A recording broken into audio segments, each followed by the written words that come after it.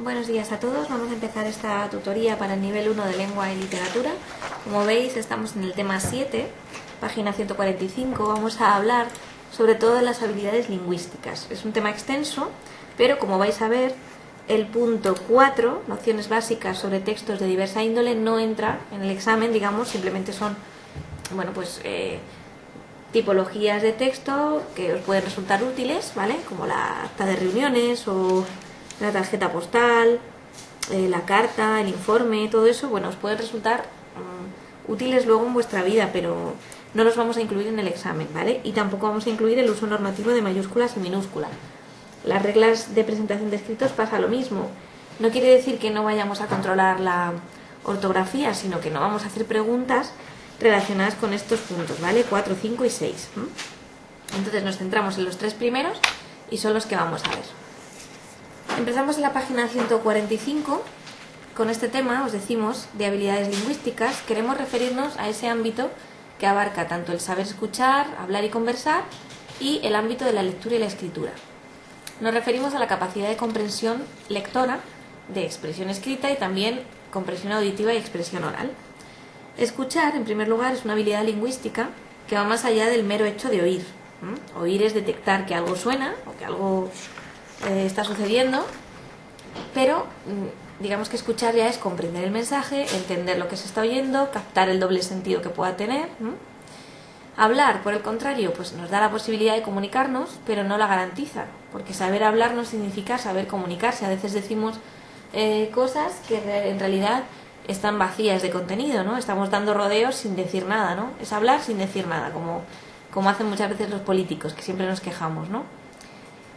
Son muchos los ámbitos en los que tenemos que utilizar la palabra para expresar algo. Bueno, eso es algo que está claro, y por ello debemos ser capaces de comprender esos diferentes mensajes y esos diferentes textos que nos llegan de forma diaria y de manera oral. Si somos capaces de resumir brevemente incluso algo que hemos escuchado, quiere decir que lo hemos entendido. Escuchamos, como os decimos aquí, con un objetivo determinado: obtener información, obtener una respuesta, obtener una confirmación de algo, etc. La clasificación del discurso oral de la página 146 también es interesante, porque existen diferentes formas de comunicarse oralmente. Dependerán esas formas de lo que se quiera decir y del contenido, o sea, de la situación en la que se desarrolla la comunicación.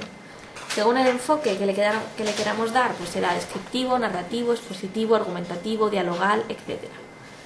Según el tipo de circunstancias, ¿no? Pues será, por ejemplo, del ámbito privado o del ámbito público. Os explicamos aquí cada una de estas clasificaciones, para que lo vayáis viendo, los tipos de discursos que hemos mencionado: narrativo, descriptivo, expositivo, argumentativo. El dialogal no viene, pero bueno, es el que se hace de forma dialogal, como entenderéis.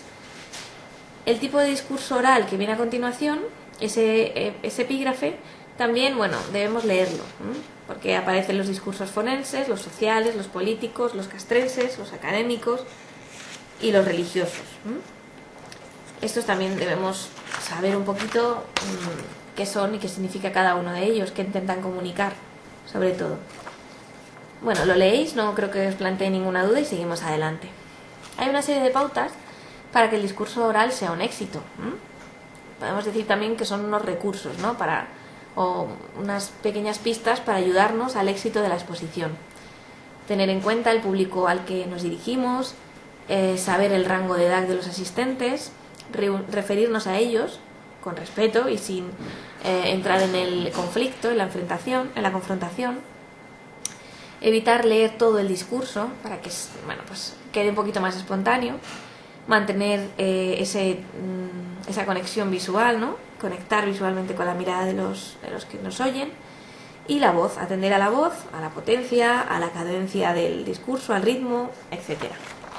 También el movimiento es muy importante, ya sabéis, el movimiento del cuerpo, porque hasta esto se estudia, ¿no? Hasta esto está muy, muy estudiado y muy medido cuando estamos en un discurso, por ejemplo, de carácter político. Todo ello también no lo dejan al azar, sino que realmente están estudiándolo continuamente. Bueno, vamos a ver los diferentes estilos de discursos.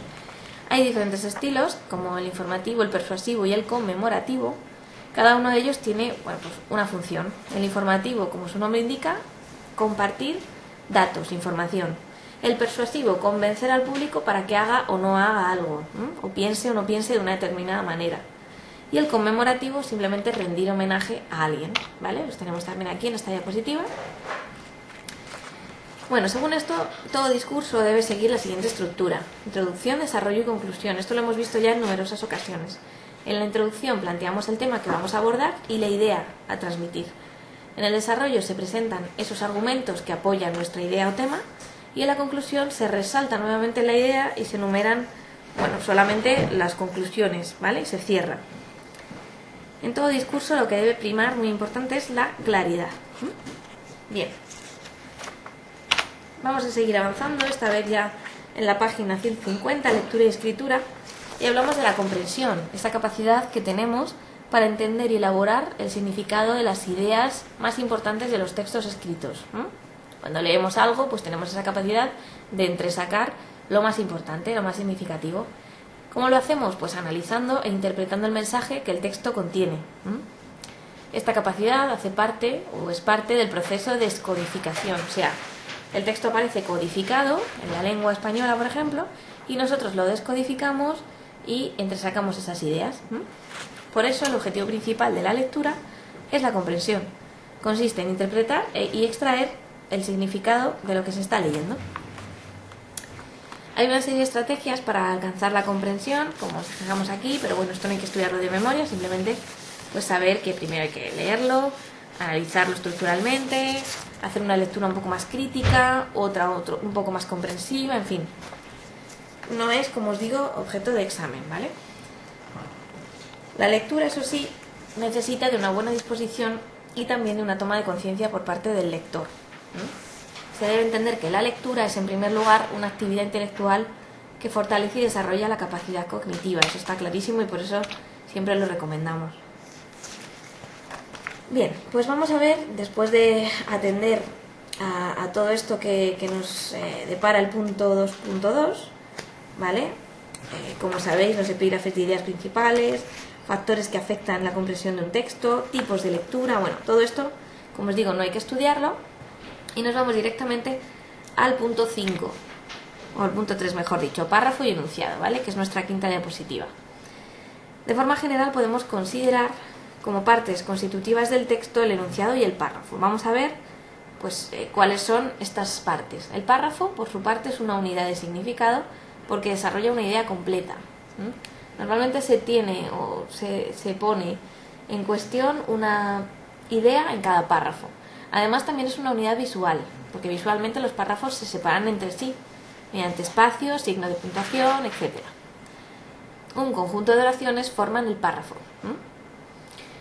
El párrafo va a tener una serie de funciones, vemos aquí cómo se organiza, hay clases de párrafos, pero vamos a ir a la estructura, ¿vale? Que es lo que más nos interesa de este punto.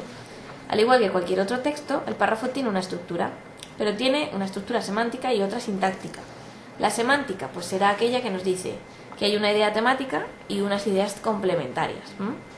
Y la estructura sintáctica será la que nos dice que hay un conjunto de oraciones unidas entre sí, ¿vale? Unidas entre sí gracias a esos conectores, gracias a esos signos de puntuación. Bueno, las cualidades de un buen párrafo, está claro, la unidad, la cohesión y la extensión. Y la manera de ordenar los párrafos, pues aquí la tenemos, estructura deductiva o estructura inductiva. También se utiliza la paralela, pero bueno, o sea, ya es más compleja y está menos, digamos que la utilizamos menos. Vamos con el enunciado, que es la palabra o el conjunto de palabras que combinamos para expresar una idea. El enunciado estará compuesto por uno o más signos que emite el hablante y que capta el oyente. Los enunciados, como decimos, pueden ser una sola palabra, pero por lo general, digamos que necesitan varias palabras para expresar una idea. Hay dos tipos de enunciados, que son la frase y la oración. La frase se caracteriza por ser unimembre o bimembre, y la oración por tener sujeto y predicado. Por lo tanto, podemos decir que la frase es un enunciado que no tiene verbo en forma personal y por lo tanto no puede descomponerse en sujeto y predicado. La oración sí que puede, ¿vale? Tiene verbo en forma personal y se compone de sujeto y predicado. Bien. A continuación os dejamos ahí también ejemplos de ambos para que lo entendáis. Y bueno, luego os hablamos de la realización de los enunciados. Este punto igual, simplemente lo leemos, ¿vale? Igual que la delimitación de los enunciados, las funciones lingüísticas, las modalidades, todo esto, simplemente lo vamos a leer. Además es un punto muy sencillito. Vámonos a la parte de la elipsis y la anáfora, página 162. Las relaciones gramaticales entre enunciados. Bueno, entre los enunciados del mismo texto siempre tiene que haber relaciones gramaticales que conectan esos enunciados. ¿Cuáles se pueden manifestar? ¿Cuáles de estas relaciones podemos, digamos, decir que son muy frecuentes? Pues la elipsis y la anáfora. La elipsis será la supresión de algún elemento del enunciado. El irir o elipsis es una figura, es un recurso también estilístico de la literatura que consistirá en omitir, ¿no?, en ocultar una o más palabras. La supresión se da en varios casos, como tenemos aquí, cuando un elemento ha aparecido antes en el texto y ya no hace falta volverlo a mencionar, o cuando un elemento está lo suficientemente claro y determinado para que no lo volvamos a nombrar. Por ejemplo, ellos se fueron, nosotros no. En vez de decir nosotros no nos fuimos, pues simplemente decimos nosotros no, porque el resto ya se sabe, ¿no? La anáfora es ese segundo tipo de relación gramatical entre enunciados que habla de que una palabra, bueno, pues digamos que recuerda o remite a una parte anterior del discurso. Por ejemplo, primero bailó la mujer, después el hombre, la aplaudieron a ella con fervor, pero a él lo rechazaron. ¿Veis? No dice aplaudieron a la mujer otra vez con fervor, pero al hombre, ¿no? Porque como ya los hemos nombrado antes, pues ahora ya digamos que esos pronombres personales, él y ella, son las anáforas, tienen valor anafórico, es decir, recuerdan a los sintagmas mujer y hombre que han aparecido con anterioridad. Bueno, es muy sencillo, aunque parezca un poco enrevesado, pero yo creo que se entiende bastante bien con los ejemplos. Pues aquí terminaría nuestro tema. En cualquier caso os recomiendo la lectura de los puntos 4, 5 y 6, que no los vamos a ver porque no van a entrar en el examen, pero bueno, sí que sería interesante que los pudierais leer ya que los hemos reflejado en el temario. El resto sí que os recomiendo estudiarlo porque cualquiera de estas cosas que hemos comentado pueden ser materia de examen. Pues nada, con eso hemos terminado, espero que os haya resultado interesante, nos vemos la siguiente semana.